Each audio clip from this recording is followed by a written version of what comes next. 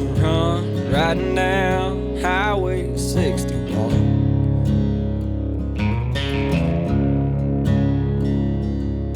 Sides of the roads all lined with fields, nothing but sunset in the windshield.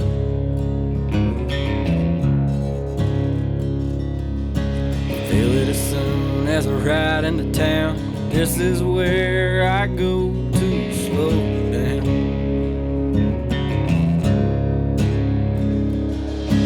Miles and miles of soybeans and corn. I'm in the place where the blues was born.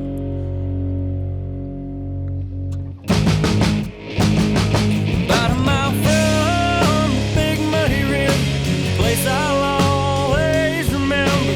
Cabin on the lake and a fishing pole. Forever here I'll rest my soul. I can feel my worries drift away from being out in the sun all day. No matter where in the world I go, I'll always find home on the banks of that oxbow. What's up, guys? Justin Berry here, Brad Chappell. and we're at the Crappie Expo, and man, the guy sitting in the middle of me and Brad here, man, he's been on fire. Eric Cagle here from Alabama. What's that town again? Because I can't pronounce it. Tallahassee, Alabama. Tallahassee, Alabama. Man, he's been, how many tournaments you won this year? Oh, He's had a lot of cha-chings, that's for sure. Yeah. I won, me and Fuldrum won the Grenada Lake tournament in March, and I was fortunate to win the national championship about a month ago down in at the Wichita. And if it wasn't for old JJ, I was close to winning that ACT last weekend at Ross Barnett, but he ended up whooping me down there. But I got a second place there, and then a fourth place here. I mean, I've had a good year, man. It's just one of those. I had a good little run there. I don't know if that'll ever happen again. It's just been a good run. I mean, everybody gets hot every now and then, so I've been a little hot, but it's hard to stay hot, and that's just part of it. But it's been a fun year. I was actually supposed to fish, several more tournaments this year, but when COVID came through there, everything got pushed back, and it kind of messed my original schedule up, and I was over guiding for Fuldrum and them, Grenada Lake Crappie Guides. I was guiding for them this summer, and a lot of those tournaments got pushed to the summer, so I wasn't able to fish them. But the ones that we did get to fish, I've been fortunate enough to do well in them. So it's been a fun year, but it's been the last month has been restless. I can tell you. I'm ready to go home and get a little sleep. I bet so. Now you guide for a living, right? I do.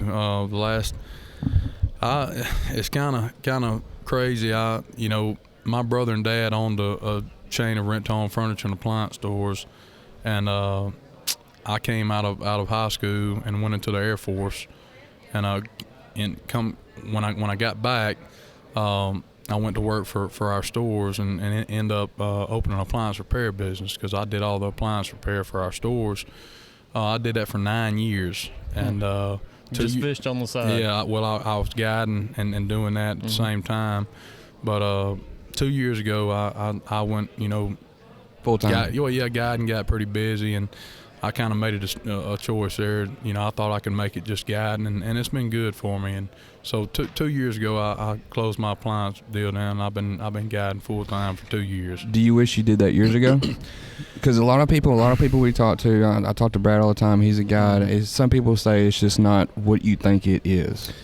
It's not an easy job. Right. It's and he's exactly right. I mean, when somebody outside looking in that has never done it before, them looking in and seeing, well, hell, heck, he just fishes for a living. They don't know what all goes into guiding, because and I will say this too, like Brad, I know I've followed Brad for years, but a good guide on his off days, he's out there looking for fish for the next day. Right. There is no off day. You don't get an off day as a guide. Even if I don't have a trip, I'm out there. I don't want to fail, and I think that's what makes a lot of these guys so good is, I don't want to fail. That person or that group that's paying me to catch fish, I want to succeed for them. I want them to catch fish. So, I feel like if I'm sitting at home the day before their trip, I'm not doing them any a service. So it's hard work. I mean, there are no off days as a guide. And a lot of people don't understand that. But I guess to answer your question, I don't wish I'd have done it any earlier because I kind of worked into it. And, you don't just become a guide overnight. I mean, it takes a long time to build a clientele there to, Even push you through the year. Of doing it. Yeah. And plus they carry the home front, as far as bills go.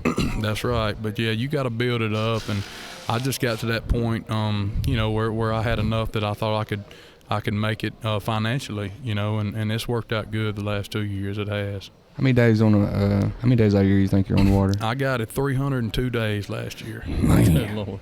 You got a good woman at home, I bet. Man, I'm gonna tell you, I got lucky with that. I outkicked my coverage and got lucky with the. She's just I don't know that they make many like her now. I'm telling you. I think a lot of times that you're doing what you really love when you don't have to be out there.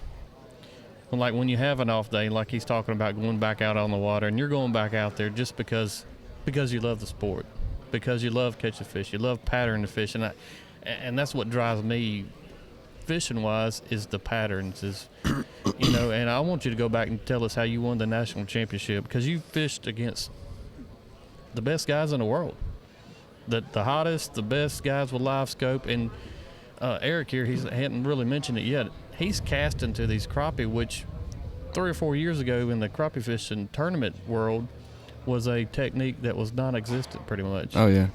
Yeah. I mean, the first deal there, I don't think it, and it is. I mean, if I didn't love it, I wouldn't do it. Mm-hmm. I'm scared of failure. Mm-hmm. I mean, I don't like to fail, and I think that's what drives me more than. Mm-hmm. I mean, I hate to say that, but I think that's what drives me more than the love of the sport is not wanting to fail. Mm-hmm. I mean, it's just competitiveness. I mean, that's what, in my mind, that's what competitiveness is not wanting to fail. He's talking like Jordan. He's talking like Jordan crappie fishing. He's got that competitiveness. Right now he is. Yeah, exactly. Y'all stop. He's Jordan. Slamming Duncan. Eric Jordan. I mean, like slamming him. That is my middle name, by the way, Jordan. See? Is it really? Yeah, it is really. Hobby Dart. We got a new nickname coming in. Oh God, here we go. I'll never place in another tournament after this. Jinxed you. Yeah. But no, I mean that's what it is. I've always been competitive and I feel like and y'all have heard this time and time again, but it's true, and that's why you keep hearing it, because there is nothing, in my opinion, more valuable than time on the water. Mm-hmm. It just isn't. I mean, just like this week. I learned a lot this week, not necessarily just on this lake, but I learned stuff this week on this lake that I can apply in other places. Name one. You fishing to spill it. Well, no, I'll tell you right now.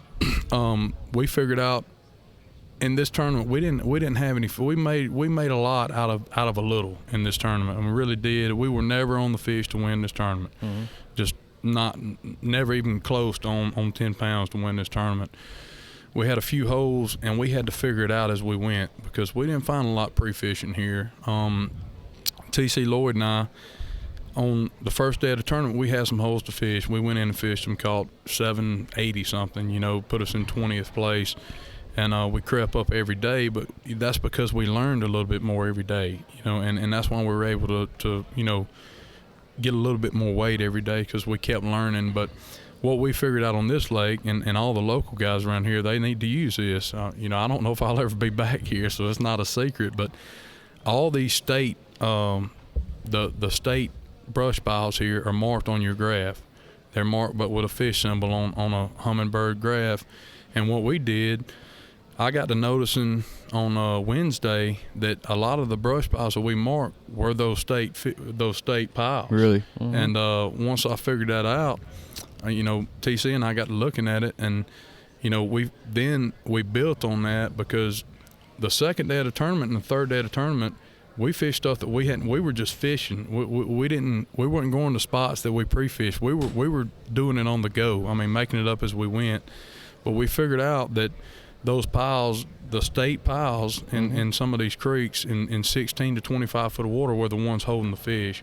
And all of them don't have fish. You just got to keep going by them till you find one out of every 10, may have fish, but there's a bunch of them. I mean, there's what did they do? Is it PVC or no? is it? It's brush piles. It's like it's wood, trees that they put in the water. But one out of every, I'd say 1 out of every 8 had fish on it, and you just had to get lucky and find the ones that had the bigger fish. And he was driving me.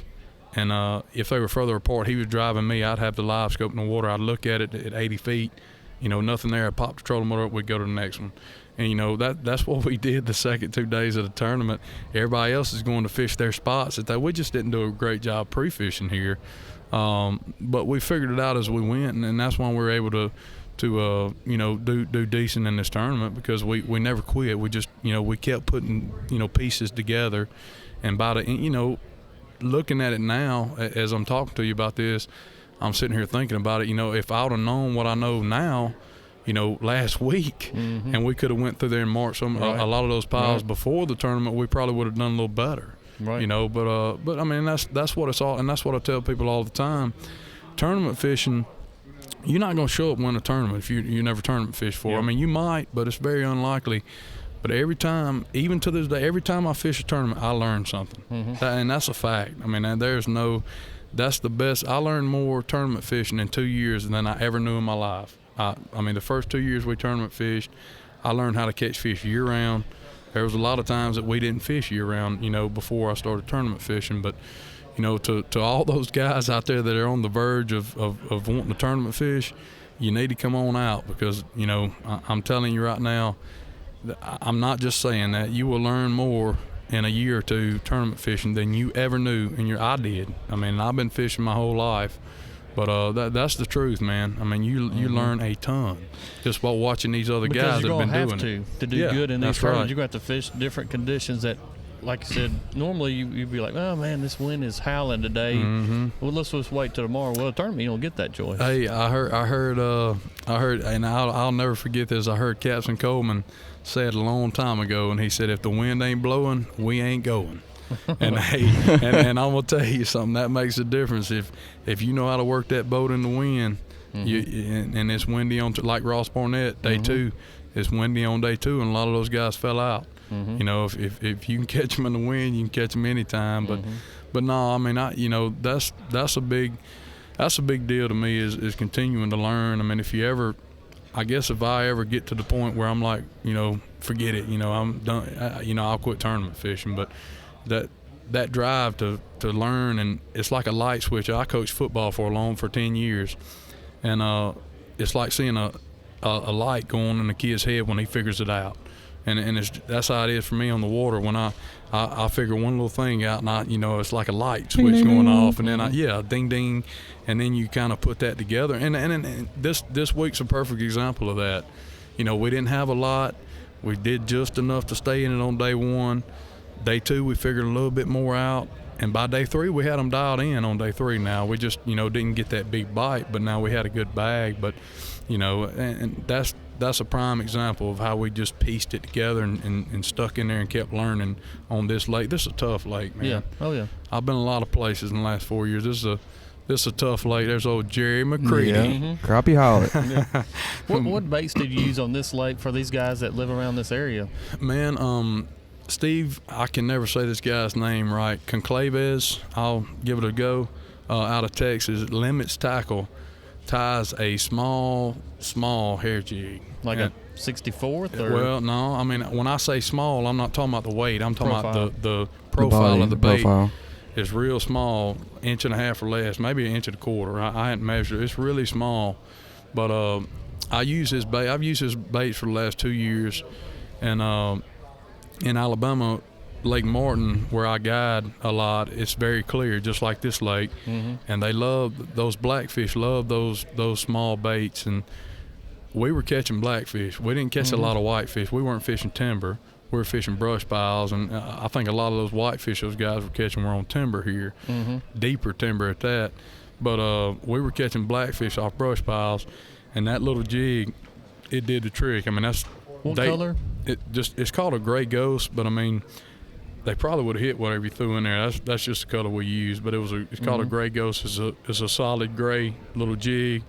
There's a guy. I actually met him yesterday.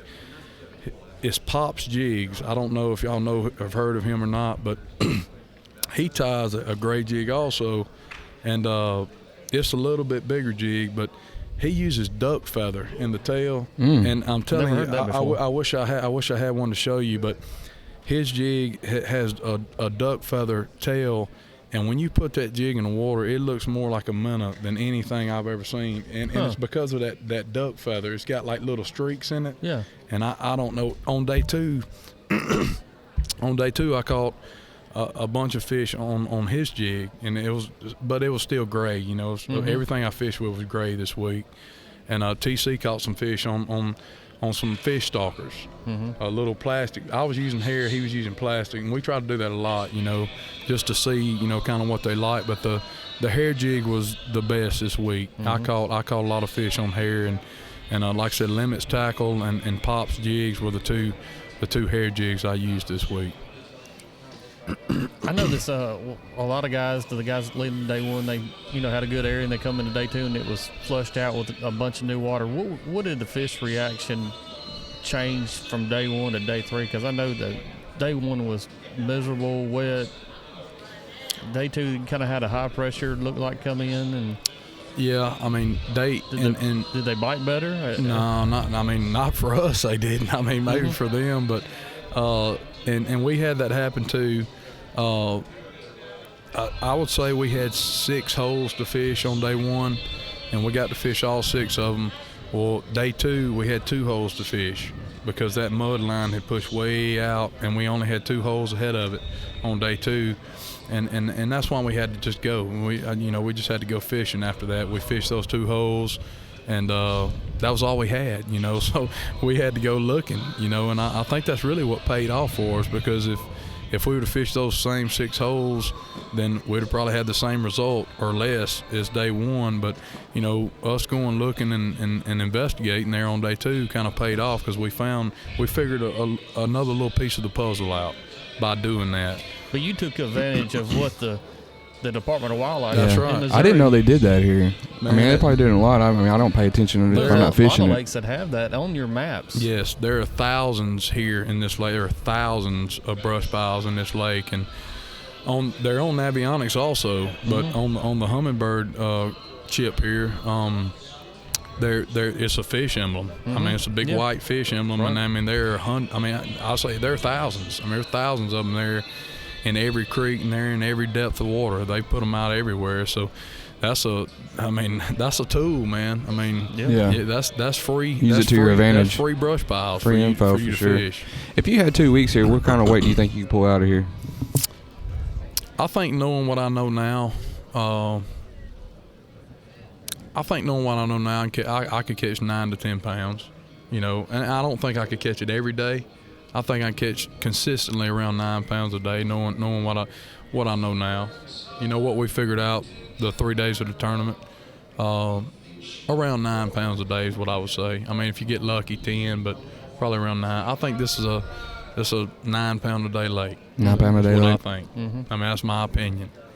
So, you know, but and you hear a lot of guys say, "Well, man, it's not a good crappie lake," and you know, crappie.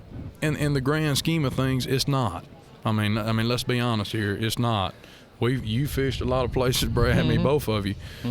I have too. This is not a great crappie lake, but it's a great lake to fish a tournament on, because, you know, you gotta put it together here. You gotta be a fisherman to do well here, and you know, it's not tournament fishing. Not all about catching a 3-pounder or a 2-pounder. You know, it's about being able to put a pattern together and catch the most weight you can catch, and that's what happened here. I mean, you had 112 boats come here, and you know we fought the weather and fought it out, and you know it's funny.